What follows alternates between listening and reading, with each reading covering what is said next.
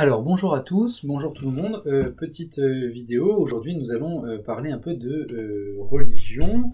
L'objectif de cette vidéo c'est donc de faire une synthèse de ce que vous avez pu faire sur le questionnaire que je vous ai envoyé. Alors il n'y a pas eu beaucoup de réponses, donc je vais essayer de faire une vidéo de synthèse.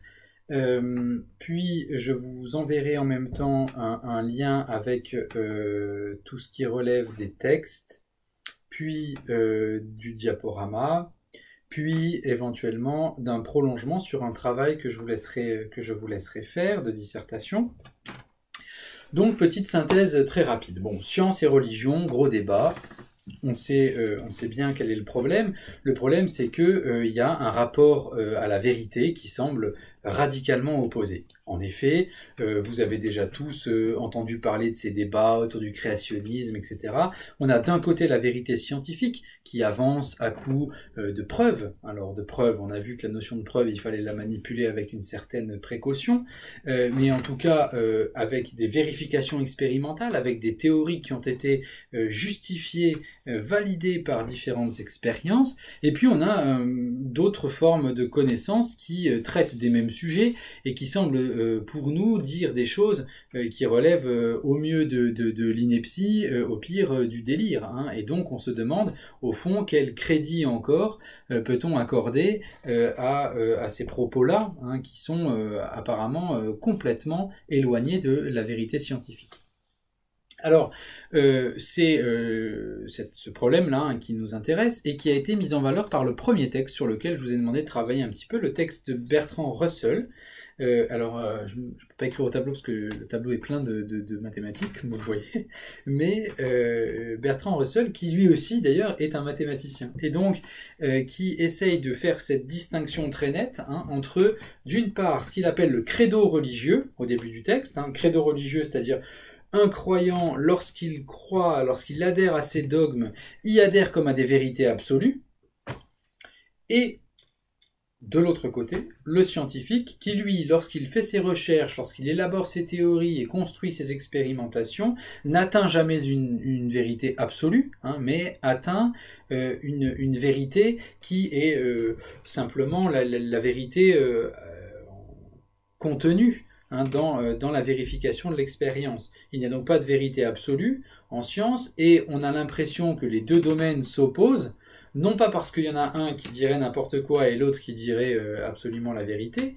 Vous voyez que cette vision est déjà un peu corrigée par Bertrand Russell, mais plutôt parce que la religion prétend à une vérité absolue, là où la science, d'une certaine manière, hein, il utilise le terme, hein, n'atteint qu'une vérité relative. Alors attention, c'est pas relative à chaque individu, hein, c'est relative au moment où les expérimentations valident ou invalident une hypothèse.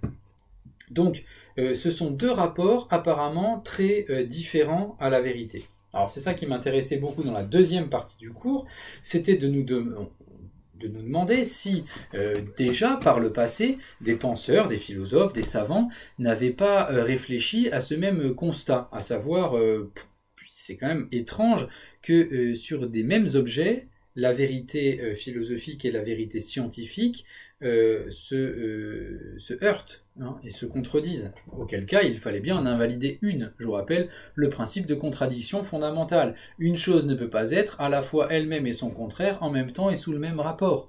Si donc on me dit que la Terre n'a pas été créée en 7 jours et que de notre côté on me dit que la Terre est créée en 7 jours, je suis bien forcé de constater qu'il y a là une contradiction, un des deux, au moins, un des deux a tort, voire les deux, mais en tout cas il y en a forcément un des deux qui dit quelque chose de faux. Alors, évidemment, cette question n'est pas nouvelle, est loin d'être nouvelle, et c'est en particulier une des grandes thématiques de la pensée médiévale que de traiter cette question. Alors, contrairement à ce que pensent beaucoup de gens, le Moyen-Âge n'est pas cette espèce de temps obscur. Là, j'ai lu des derniers trucs là, sur Internet, des réactions au ministre de la Santé qui dit d'une certaine... des réactions qui parlent du Moyen-Âge comme d'un âge sombre où à peu près rien dans le domaine de la connaissance n'a lieu, un âge complètement perdu dans les ténèbres.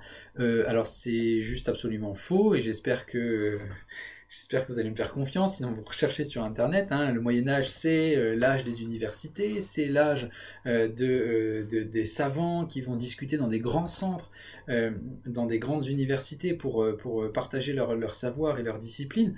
Et donc, dans cette période effectivement religieuse, se trouvent amenés à coexister des savants et des croyants. C'est le cas d'Averroès, sur lequel je vous ai fait travailler un petit peu dans le questionnaire. Averroès est un philosophe qui appartient à la tradition arabe, donc à la philosophie arabe, et c'est un philosophe qui est principalement un grand juriste très renommé dans la Cordoue du XIe siècle, XIIe siècle. Et c'est un philosophe qui va s'intéresser de manière très nette au rapport entre la philosophie, hein, comprise ici comme la science, parce que par philosophie il faut entendre beaucoup de choses que nous ne mettons plus derrière, hein, c'est-à-dire tout l'héritage d'Aristote, toutes ses connaissances en biologie, en physique, mais aussi en éthique, en morale, en politique, etc., d'un côté, et puis de l'autre, toutes les avancées de son temps, hein, en astronomie, en médecine, etc. Alors, que dit le texte que vous avez travaillé? Il dit cette phrase assez étrange, hein. La vérité ne peut pas être contraire à la vérité. Moi, je vous ai demandé de réfléchir sur cette thèse, sur cette phrase assez étrange. Que veut-il dire par là? La vérité contenue dans les dogmes, pour un croyant, ne peut pas être remise en question. Il croit, il adhère à un dogme qui donc est vrai. C'est son expérience personnelle, sa certitude subjective contre laquelle on ne peut strictement rien opposer. Et puis d'autre part, la vérité scientifique, c'est-à-dire la vérité démontrée par la raison. Comment les deux peuvent-elles coexister? Parce que les deux doivent coexister, puisque la vérité de l'une ne peut pas être contraire à la vérité de l'autre, sinon la vérité serait contraire à la vérité, ce qui est absolument contradictoire. Comment s'en sort-il? Par un petit raisonnement très simple. Il dit soit, sur un point donné, la vérité contenue dans le texte révélé n'entre pas en contradiction avec la science. Pas de problème dans ce cas-là. Soit, elle entre en contradiction avec la science. C'est-à-dire sur le même objet, religion, texte révélé et science disent deux choses apparemment contraires. Comment s'en sort-il? En disant, dans ce cas-là, il faut interpréter le texte religieux. C'est-à-dire que le texte religieux ne concerne pas la question de la même manière, c'est un autre regard porté sur la même chose dont parle la science et la foi, mais c'est au texte sacré à être interprété. Alors on pourrait très bien dire, bon, c'est curieux, parce que Averroès du coup dévalorise la foi par rapport à la science. Non, pas du tout. Sa démarche consiste simplement à dire que la raison avec laquelle nous pensons les choses, avec laquelle nous étudions les choses scientifiquement, nous les connaissons, cette raison est une raison qui nous vient directement de Dieu, et ceci, la foi, nous le fait tenir. Donc, il est inclus dans la démarche du croyant d'accepter le rôle de la raison comme enquête, comme réflexion, et jamais de considérer ceci comme un ennemi ou quelque chose qui viendrait nuire à la croyance. Voilà cette position qui est celle d'Averroès, mais qui sera celle de beaucoup de philosophes qui vont suivre, en particulier de Thomas d'Aquin, deux philosophes qui sont dans votre programme, dans la période médiévale, hein, et vous verrez qu'il y a un texte de Thomas d'Aquin sur lequel je passe maintenant, mais qui fait cette distinction essentielle entre ce qui relève du rationnel et ce qui relève du raisonnable. La raison, telle qu'on la pense, est certes capable de produire de la rationalité, de la discursivité, un discours qui enchaîne étape par étape sous forme de déduction, sous forme de démonstration, mais elle n'est pas capable que de cela. Elle est capable d'un retour sur sa propre croyance, d'une croyance sur la croyance, en quelque sorte, comme dit Francis Wolff. En fait. Et donc, il y a quelque part, dans la démarche de la foi, une démarche également d'enquête par la raison. La raison n'est donc pas l'ennemi de la foi, au sens où elle a cette faculté de comprendre et d'analyser d'un côté, et puis cette autre faculté d'expliquer et de démontrer de l'autre.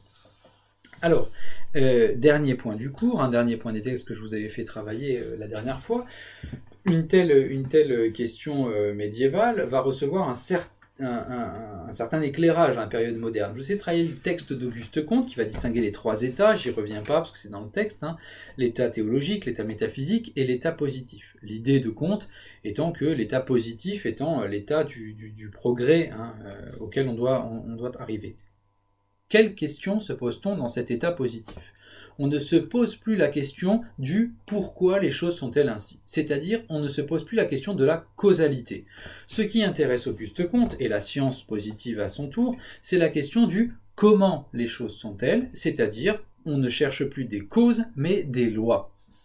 Regardez comment se construit la physique contemporaine, la physique moderne se construit autour des lois de la physique. On parle des lois de Newton, on parle des lois de Kepler, on parle autrement dit, non pas des causes qui pourraient nous expliquer pourquoi les planètes se meuvent de cette manière-là, pourquoi les trajectoires des objets sont celles qu'elles sont, mais simplement comment ces choses opèrent, comment ces choses se déplacent dans l'espace.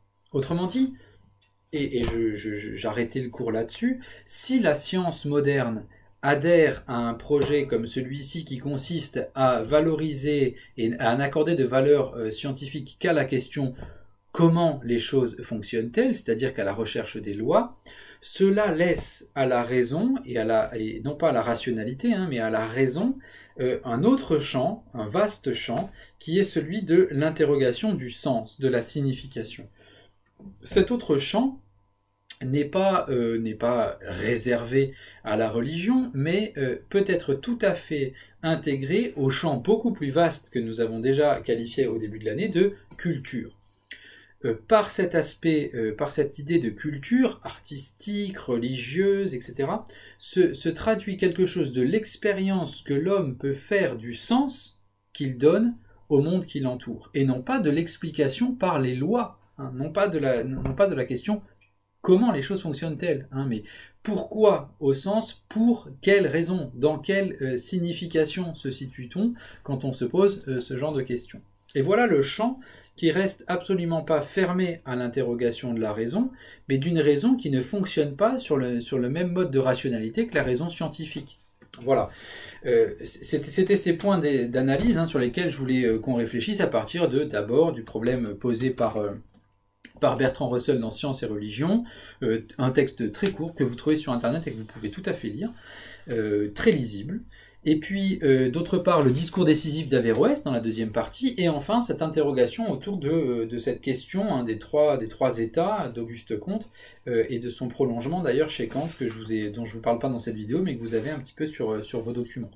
Donc voilà un petit peu ce que je voulais vous dire pour synthétiser ce que vous avez pu lire et comprendre autour de la religion. Il ne me reste plus, moi, qu'à vous proposer ce que je vais faire dans le mail que je vais vous envoyer, un travail pour terminer un peu ce chapitre autour d'une réflexion qui synthétiserait un peu tout ça, mais avec un léger décalage, histoire que vous puissiez réutiliser les textes que je vais vous envoyer pour travailler vous-même le sujet. Voilà, j'espère que vous allez tous très bien, et je vous dis à très bientôt.